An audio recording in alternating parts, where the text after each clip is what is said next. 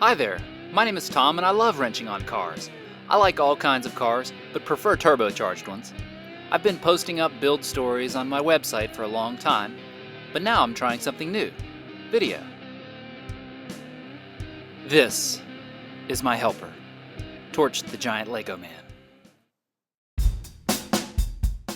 Today we're working on my turbocharged 1992 Miata, but before we get started, let's take a look at my history with this car.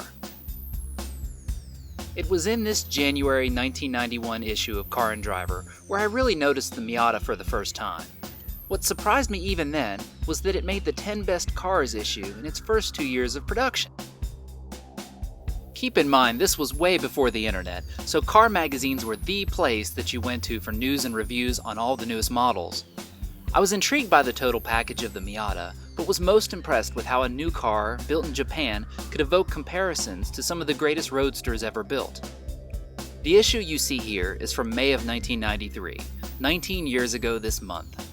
I distinctly remember this comparison test because it was when my interest began to turn towards smaller, lightweight sports cars.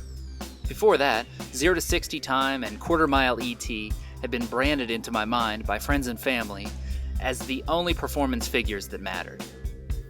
But the Miata was different. It wasn't fast. I mean, look at the figures here.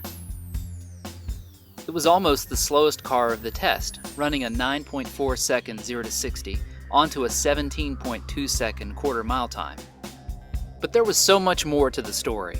The magazine writers raved about this car. In this article specifically, it was said to have genuine, pure sports car virtues. The balance, handling, and nimble moves gave the driver an experience more exhilarating than many high-performance cars available at that time, and all at an affordable price. The writers at Car and Driver were wild about it, and that meant a lot back then. So I was a fan from early on, but it would take me 17 years to finally own one. Oh, and check this out. I remember reading this one-page feature over and over while staring at the tiny pictures for hours. A 5-liter Mustang V8 and a Miata? Unreal! And while the performance figures don't seem too amazing by today's standards, in 1993, the car that ran 13s in the quarter mile was fast.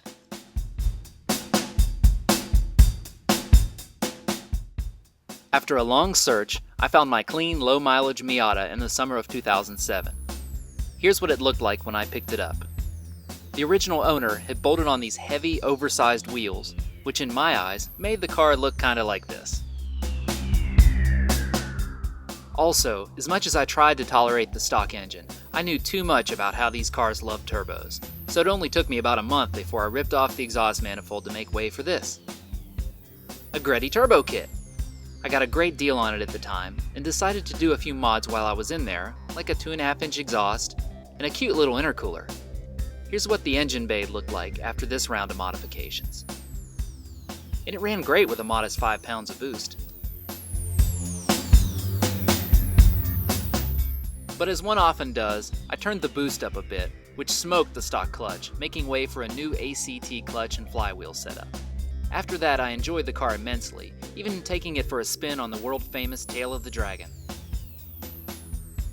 You know, I actually considered selling this car for a short period of time, then came to my senses and instead decided to double down by going bigger and better with the turbo setup. To meet my power goals on a tight budget, I decided to raid the eBay parts bin. For the exhaust manifold, I chose a cast T3 unit, for the turbo a 50 trim 48AR model, and a larger intercooler to top it all off. Just a word of caution, do lots of research before purchasing parts like this from eBay. While they are working good for me, I have read of high failure rates for some items. These days you can buy a good turbo from a reputable vendor for just a little more cash. Moving on.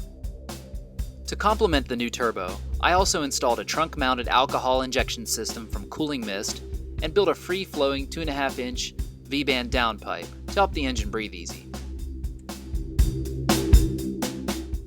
When turbocharging a naturally aspirated engine, you need good engine management, so I used an ECU from a DSM. Pretty weird, huh? How did I get the idea to do this? Well, I noticed that the Mazda engine used the same electronic bits as the Mitsubishi 4G63. Also, since I had most of the parts needed laying around, I just kinda went for it. After a quick call to a friend to get my hands on an engine harness, I did a fair amount of noodling, and voila! Miata with a DSM brain! This isn't for the faint of heart, though. For sane people, I recommend a simpler plug-and-play solution like Megasquirt. In other news, I'm currently converting my refrigerator to run on a DSM ECU. I had ditched the dubs long ago for the stock wheels, but the stance was still terrible. To remedy that, I got a set of barely used KYB AGX struts and Eibach lowering springs. Torch also gave me a hand with a few other mods, like installing a new DSM shift knob and performing the famous foamectomy to the seats. Torch clearly approves of this. To complement the additional horsepower, I finally treated Sunflower to a new set of awesome 15x8 6UL wheels from 949 Racing, and a set of sticky 225/45 ZR15 Hankook Ventus RS3 tires. So you may be wondering how the name Sunflower came about. Well, it's no secret that Miatas are often the butt of many jokes.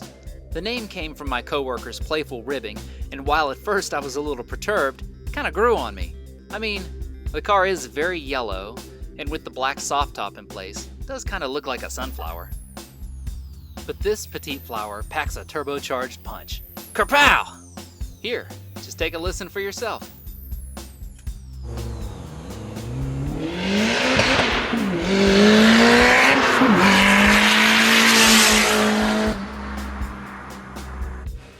I even strapped it down at the local dyno to see what it could do on a conservative 93 octane tune.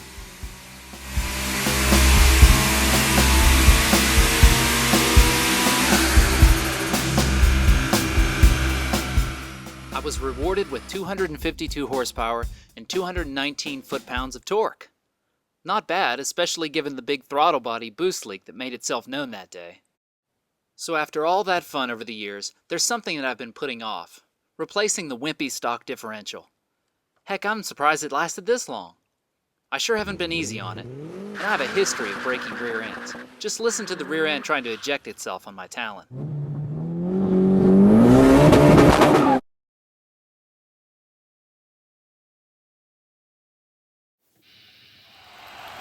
Ladies and gentlemen, in his worldwide debut, I'm proud to introduce the one, the only, DJ Torch!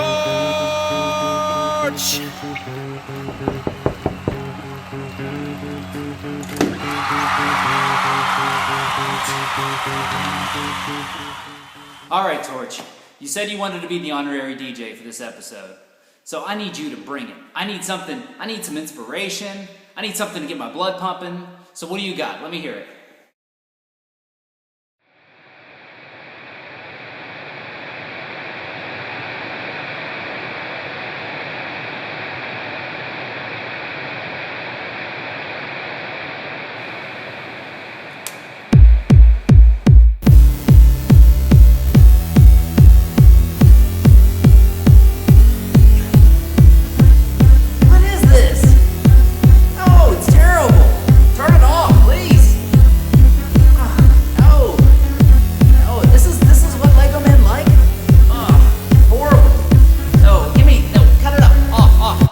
Give me anything but this.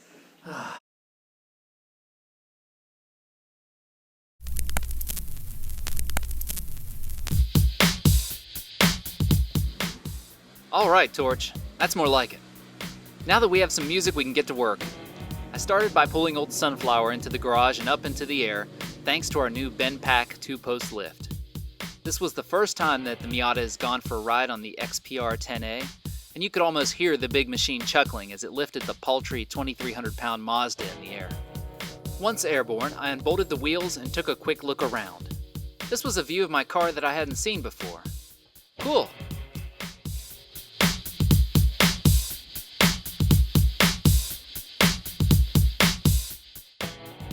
Here's a look at the stock differential and axles that will be relieved of their duty very soon and replaced with this. Here are all of the parts we'll need to replace our weak and wore-out differential with something much better and stronger: a Torsen torque-sensing limited slip unit from a newer Miata. I really should have done this years ago, as the old tiny diff has been known to blow apart on completely stock cars. Call me Mr. Lucky. To make the job easier, the differential unit, axles, and drive shaft are sold as a complete swap kit by the friendly folks at the Parts Group. In addition, I added a set of energy suspension polyurethane mounts, a quart of Redline synthetic gear oil, and some new power plant frame mounting bolts just in case. Another great benefit is a numerically lower gear ratio. My stock 1.6 liter differential has a 430:1 ratio, while the new Torsen is 390:1. I believe this taller gear will suit the turbo engine's power band far better than the old setup. Speaking of the gearing change, the RPMs at 70 mph will be dropped from a buzzy 3600 to a much more tolerable 3200 RPMs. The speed and gear will also be better as seen on this chart. I made it myself! My first task was to remove the stock rubber mounts from the new Torsen unit. There are a variety of techniques to remove these, some even involving fire. I just relieved the pressure of the steel collar with a hammer and chisel and lightly tapped around the edges. Soaking them in the revolutionary, fabulous, as seen on TV, PB Blaster overnight helped, I'm sure. With a couple more taps, the stock bushing popped out. Oh, and look how flexible this thing is. That can't be good. With the old gummy bear mounts out of the way, it was time for these stiffer pieces from Energy Suspension. These are said to improve handling, reduce wheel hop, improve shifting, and make you an all-around better person. After a generous glob of silicone lube, I called upon my ripped physique to press them in place.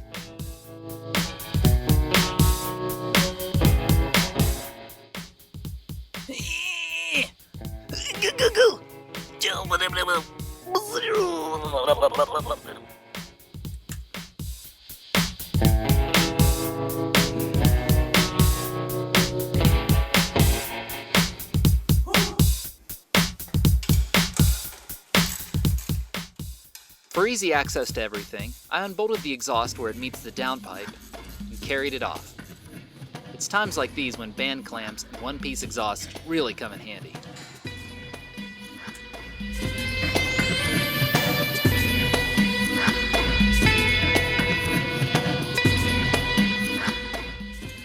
Next up, I removed the 4 drive shaft nuts and bolts and got it out of the way. Just a very simple tip, set your emergency brake to make loosening these bolts a breeze. Next, I unbolted the passenger axle from the differential and got rid of that too. Well, that was easy, but little did I know what the driver's side axle soon had in store for me. Hit 'em, hit 'em. Hit 'em, hit 'em. Hit 'em, hit 'em. Hit 'em, hit 'em. Hit 'em. I worked my butt off trying to get that axle out of there.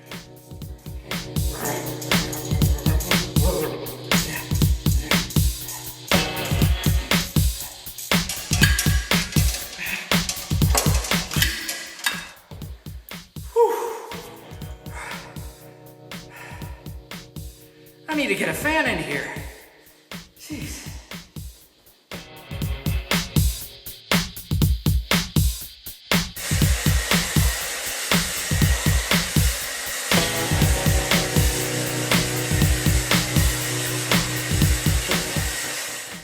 Well, folks, today was one of those days where sometimes things don't go quite as planned. I'm afraid this was the only way that axle was coming out of the car, attached to the hub. So we'll either have to take it to a machine shop of some sort, or in worst case, we have to get a new hub for the thing. So I'm gonna go lay down.